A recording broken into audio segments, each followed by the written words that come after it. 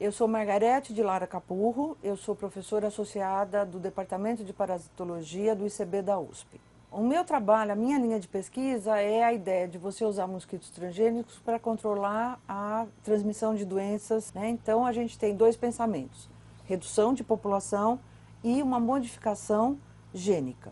E essa modificação seria para você agora combater o vírus, né? Então você combate o mosquito e você combate o vírus. E de que maneira vocês desenvolvem esse mosquito, do ponto de vista genético mesmo? O que Isso. tem que ser modificado para que ele fique estéril?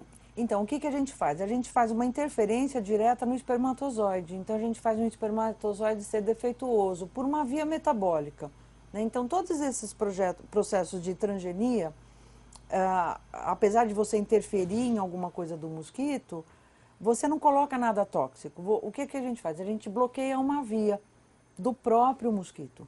Então você produz um espermatozoide defeituoso e aí com isso você tem um mosquito estéril. A fêmea, normalmente ela copula uma única vez na vida, né? A prole do primeiro macho que ela copula é a que vinga. Mesmo que você faça no laboratório ela copular mais de uma vez, porque a gente pode fazer isso, né, nos copinhos, a gente provoca que ela copule mais de uma vez, o que vinga é a prole do primeiro. Então, o que que acontece? Você tem um macho estéril, ela vai copular, você tem líquido seminal, você tem todo o processo de cópula. Então, ela entende que aquele foi o primeiro macho. Então, é só o espermatozoide desse macho que vai sobreviver. Se o espermatozoide está defeituoso, ele não fecunda a fêmea, os ovos, né? Então, como é que é a cópula de mosquito? Você copula, ela tem um reservatório de espermatozoides, que é um órgão específico, e os espermatozoides vão encher esse órgão, conforme ela vai colocando o ovo, ocorre a fecundação um a um. Então, se você tem um espermatozoide defeituoso, você não tem a fecundação. Então, ela ficou estéril. Então, tendo um macho estéril, copula com a fêmea fica estéril. Ela não vai morrer em consequência da cópula, não acontece nada, mas ela não vai ter prole para o resto da vida dela.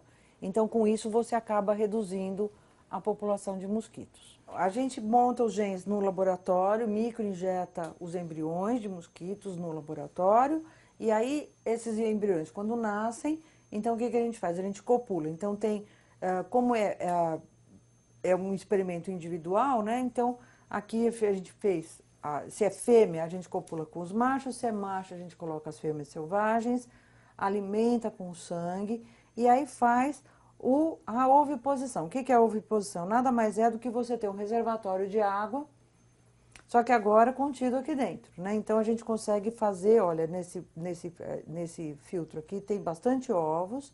Então, fez a postura dos ovos, a gente desmonta esses copinhos, tá?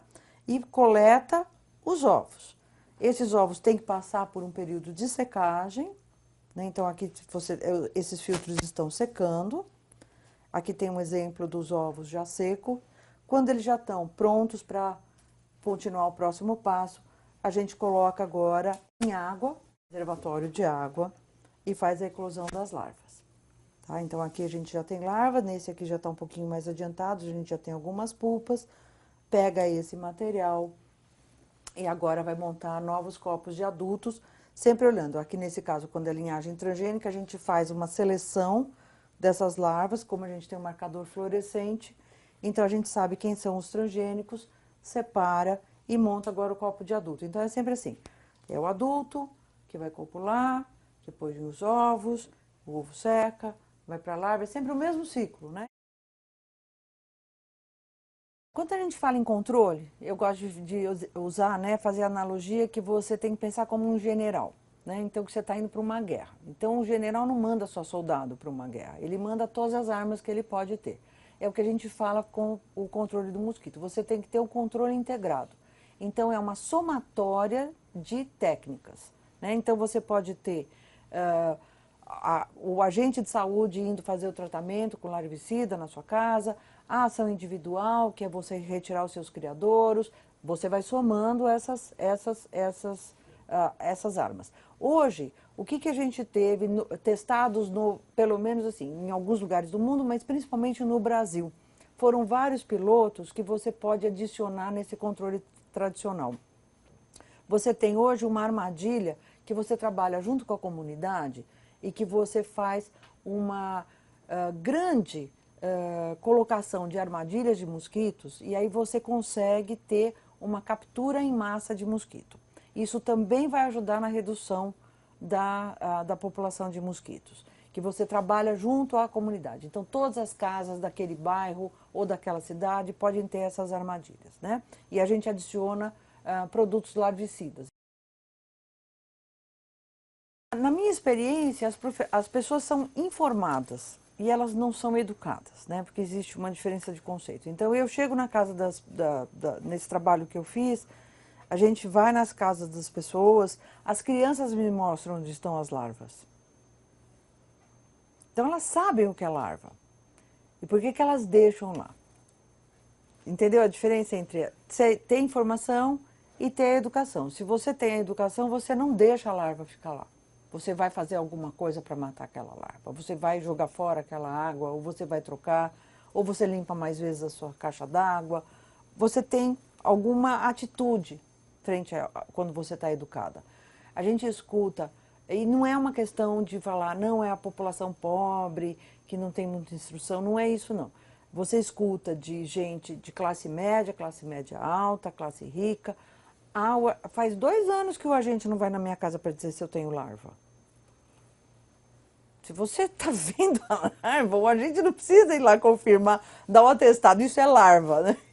Então você tem essa situação. Eu vejo que existe um pensamento que não é só para o brasileiro, é sul-americano de um modo geral, que é, eu não tenho, a minha ação individual não reflete a uma ação coletiva.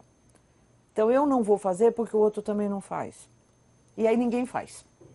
Ninguém vê pelo outro lado. Se eu começar a fazer e eu cobrar de todo mundo para fazer alguma coisa, eu vou ter uma resposta do coletivo.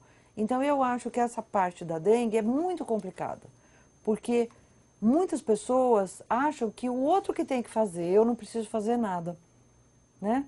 Isso é muito clássico também quando às vezes os agentes me relatam sobre a denúncia. O meu vizinho tem larva.